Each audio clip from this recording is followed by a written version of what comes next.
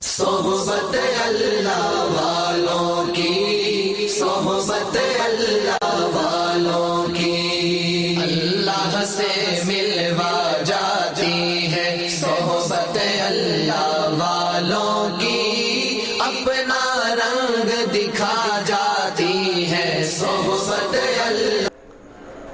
السلام علیکم ورحمۃ اللہ وبرکاتہ۔ بسم اللہ الرحمن الرحیم۔ محترم ناظرین، ایک ضروری مسئلے کی وضاحت کرنا ہے۔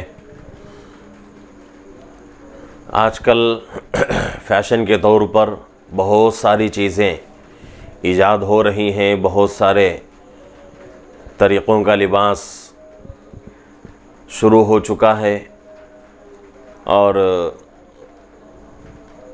ان لباس میں، ان کپڑوں میں ایسے ایسے کپڑے موجود ہیں جس سے عورت کا، مرد کا سطر کھلنے کے امکانات ہیں۔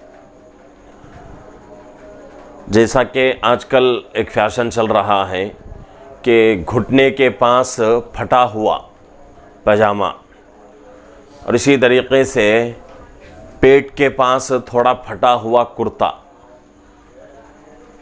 اور ہاتھوں کے پاس، کوہنیوں کے پاس اس طریقے سے پھٹا ہوا،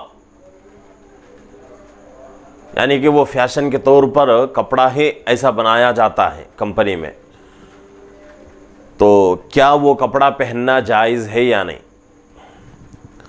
تو اس کے بارے میں قرآن حدیث کے اندر یہی جواب ہم کو ملتا ہے کہ ایسا کپڑا پہننا بے حیائی کی علامت ہے، بے شرمی کی علامت ہے۔ تین چیزیں اس میں جمع ہوتی ہیں، ایک بے حیائی اور بے شرمی، دوسری چیز غیروں کا طریقہ، اس لیے کہ مسلمانوں کا لباس نہیں، تیسری چیز عورت کا کھلنا، یعنی ستر عورت کا ہونا۔ مرد کے لیے ستر عورت اس سے پہلے بھی بات آئی تھی کہ ناف سے لے کر گھٹنے تک کا حصہ فرض ہے چھپانا۔ گھٹنے کا مطلب گھٹنے سے نیچے تک کا حصہ، گڑگے سے نیچے تک کا حصہ چھپانا فرض ہے۔ لیکن ایسے آج کل کپڑے ایجاد ہو چکے ہیں، ایسا جینس آ چکا ہے جو برابر گھٹنے کے پاس کھلا رہتا ہے۔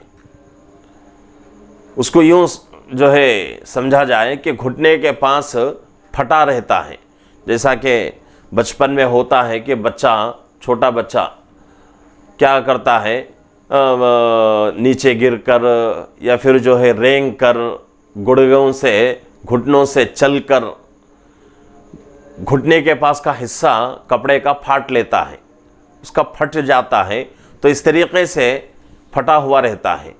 تو وہ کپڑا پہننا بالکل جائز نہیں، اس لیے کہ تینوں چیزیں اس میں جمع ہو رہی ہیں، بے شرمی، بے حیائی، غیروں کا طریقہ، اور اسی طریقے سے عورت کا کھلنا، یعنی کہ ستر عورت۔ تو یہ جو ہے، یہ تینوں چیزیں جمع ہونے کی وجہ سے وہ کپڑا ہمارے لیے جائز نہیں، عورتوں کے لیے بھی نہیں، مردوں کے لیے بھی نہیں۔ عورتیں تو اور بھی زیادہ احتیاط کرنے کی ضرورت ہے، اس لیے کہ اگر عورتیں پہنتی ہیں تو مرد کے مقابلے میں عورتیں پہننے پر بے شرمی، بے حیائی زیادہ ہو جاتی ہے، اور اس سے جو ہے گناہ بھی زیادہ ہوتا ہے۔ تو اس لیے جہاں تک ہو سکے ایسے کپڑوں سے بچنے کی ضرورت ہے۔ اللہ رب العزت سے دعا ہے کہ اللہ رب العزت ہم تمام کو اور پوری امت مسلمہ کو اس طریقے کے فیشن سے، اس طریقے کے وضاقتہ سے، لباس سے محفوظ رکھے اور بچنے کی توفیق عطا فرمائے۔ آمین۔ السلام علیکم ورحمۃ اللہ وبرکاتہ۔